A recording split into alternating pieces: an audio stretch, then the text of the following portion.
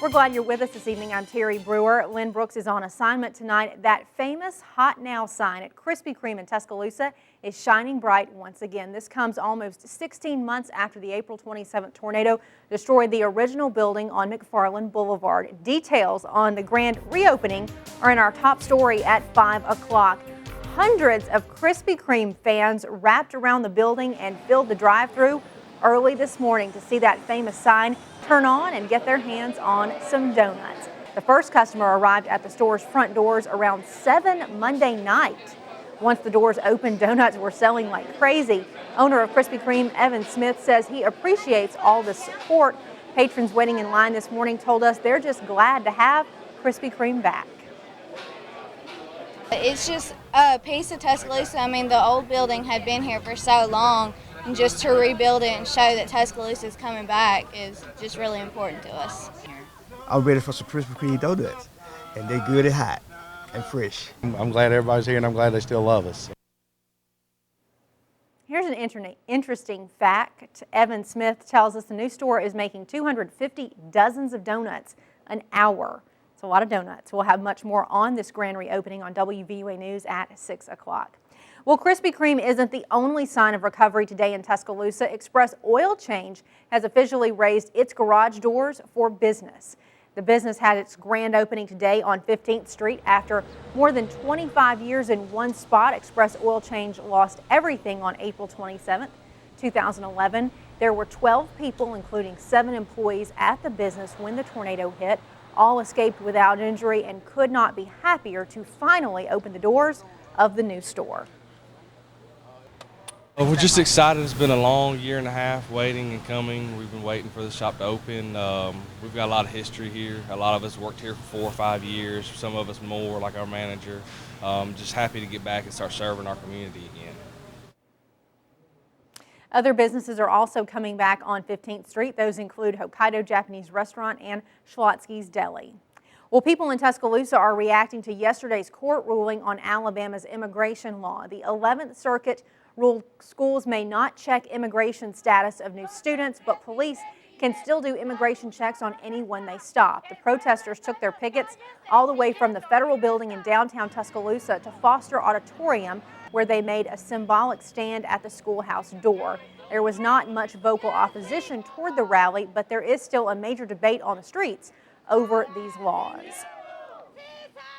I'm old enough to remember the civil rights days when people protested laws that they thought were unfair, and times changed over time, and that may come to pass here. The state laws are fine. The way it is, if you're going to come to this country, do it correctly, please. I know it's tough, it's not easy, but if you want to be here, you need to do it correctly. We don't need people cutting the system down. People with the group Somos Tuscaloosa say it is unlikely any change will come within the near future.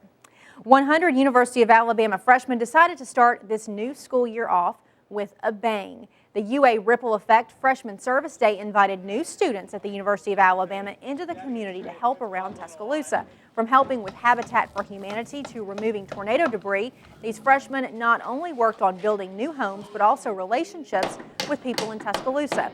Student Director of Hunger and Homelessness at the UA Community Service Center says this freshman program helps submerge the new students into their new community.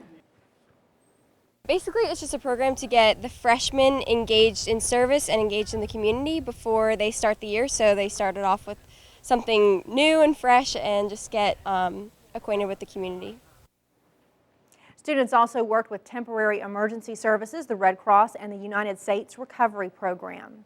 Well, a U.S. Republican Senate candidate is drawing controversy for his comments about rape and abortion. He spoke out again today, but instead of dropping out ahead of a critical deadline, as many party leaders had suggested, he stood firm. Reporter Emily Schmidt has the details from Washington. Missouri Republican Senate candidate Todd Akin released a 30-second ad Tuesday that suggested he didn't intend for his campaign to be in its final hours. The mistake I made was in the words I said, not in the heart I hold. I ask for your forgiveness.